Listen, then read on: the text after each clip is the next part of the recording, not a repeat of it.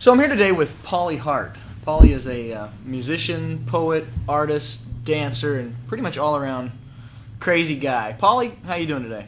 Pretty good, Drew. How are you? Good. So Polly, can you tell us a little bit about how you got started? I mean, were you always an artist as a kid, or is it something that's new to you? I think my parents tried to send me to some piano lessons as a kid, but I didn't really do anything good with that. I didn't take it seriously. And as far as drawing... You didn't take something seriously? That's a surprise. Well, full of surprises. No, in school, I think I got more in trouble than applauded for my artistic endeavors. As is the case with most artists. Yeah. So, okay, so what are your goals then? I mean, now all of a sudden, where did this gift come from? Tell me that. What happened? You're saying 2003 is when you started all of this. What happened? I don't know. I've been writing poetry since about 1994. I was in Russia, and we were on a missions trip, and I just sat down one day. It was in St. Petersburg, and just started writing poems, and they stank. And wrote... Stank as in stinky? As in they were terrible. As in smelly? No, they were... Well, I don't know. Russia was pretty bad at times. But no, they were... The poetry was pathetic. And how do you really feel, Polly? Well, that's good. That's good to be able to see that about your own work and not be ashamed. Yeah, it was I think a growing experience. But I think honestly the biggest part of growing in art is understanding who you are and understanding that it's okay and you shouldn't be ashamed of who you are. And this is something that's good.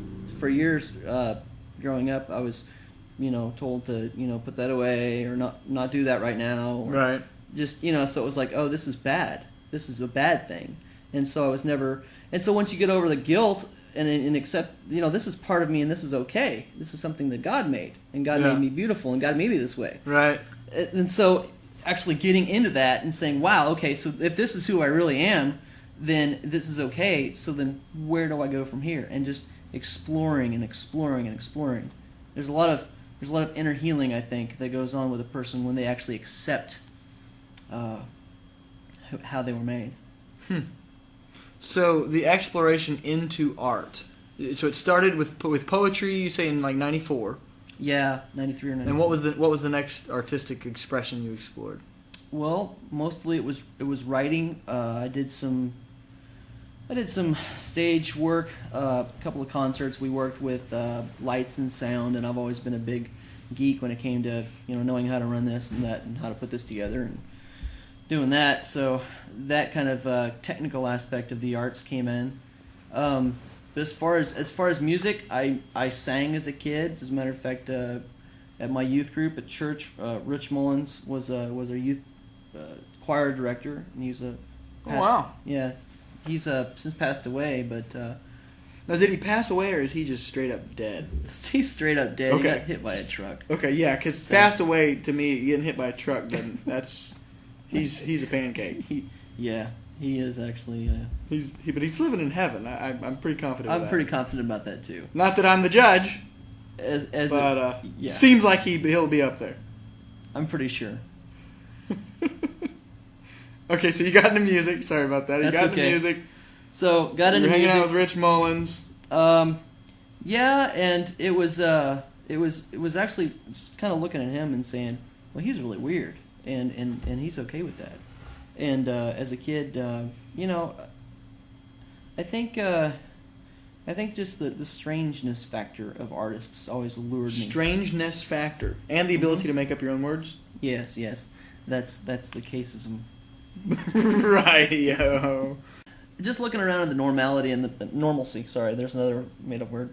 The normalcy of my peers and my family, and then saying, okay, well, I'm more like these people, and so just kind of being drawn to artists and wackos and again, it's the whole self-exploration and the whole, accepting who you are type of thing. And I just think that most of it came from that. Most of it came from. Okay, what can I do to express? How can I express?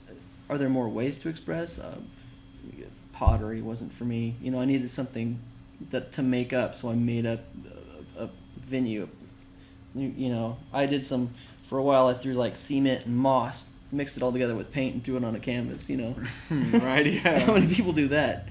And so I don't know. It's just there. I don't think there are any limits as to where you're going. It's just the only limit really is yourself. So do you have a favorite? Do you have a favorite? If you had to pick just one style of art, whether it be music or dance or acting, writing, painting, do you have a favorite? Well, I've never tried sculpting. So the one you've not tried is your favorite? Probably. Right now I'm in the middle of my music phase, and so I don't know. You know, I find myself still writing poetry, even though it's kind of phased away with me, and I find myself still painting, but the passions are the things that I haven't done yet.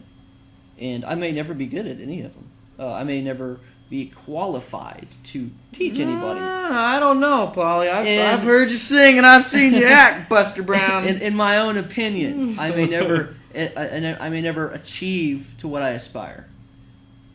But I think that if I try, if I at least give it 110%, as the saying goes. Now, how are you going to give 110%?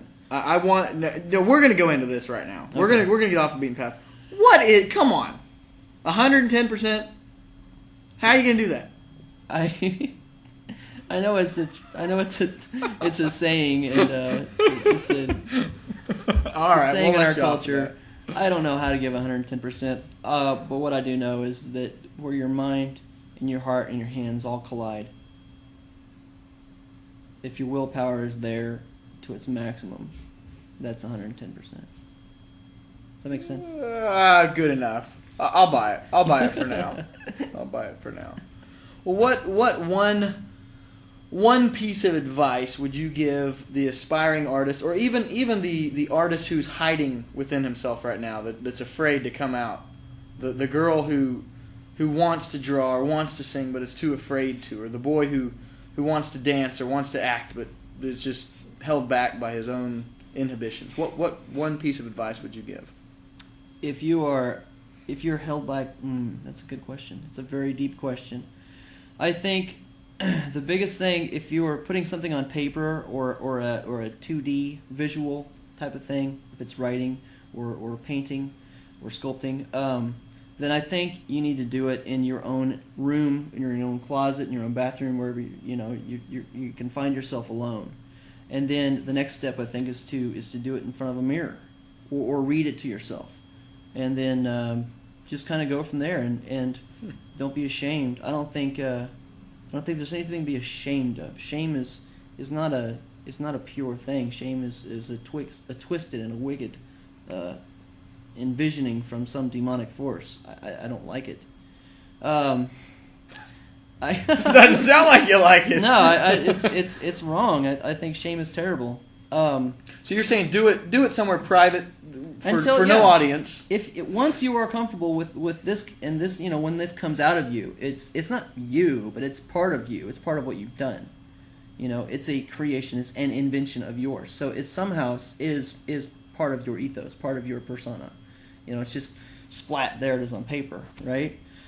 And once you're willing to accept, okay, this is me. Here it is, and this is who I am. Really, it's part of a little tiny itty bitty glimpse into who I am. Once you're not ashamed of that, then I think there's nothing that can hold you back. You can, I get in front of audiences and read poetry. Still get the butterflies, but I'm not ashamed of what I've written. And so it forces it. It's, I don't know, maybe it's the motor of your car. Loving yourself, the knowing who you are.